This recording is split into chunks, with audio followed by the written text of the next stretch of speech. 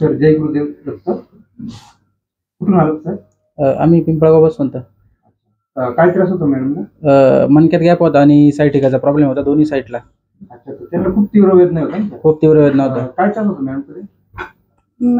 Sir मला खूप त्रास व्हायचा, मला झोपायला त्रास व्हायचा, उठायला त्रास व्हायचा, चालायला पण खूप त्रास व्हायचा आणि माझे दोन्ही पण साईडचे खोपे खूप जाम होते. मला अजिबात चालता येत नव्हतं, पण आता तुमच्याकडे आल्यापासून मी चालायला लागली आणि जास्त पण काम करायला लागली.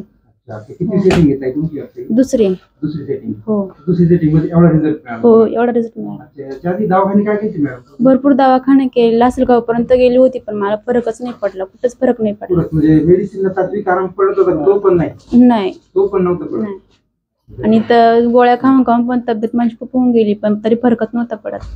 तब्येत अशी वीक झाली? हा, वीक झाली. आता कसं वाटतं तुम्हाला? आता खूप बरं वाटतंय. सगळं काम करू शकतो? हो, सगळं काम करू शकते आता.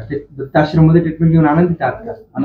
आनंदित आहे, खूप आनंदित आहे आता. खूप आनंदित आहे.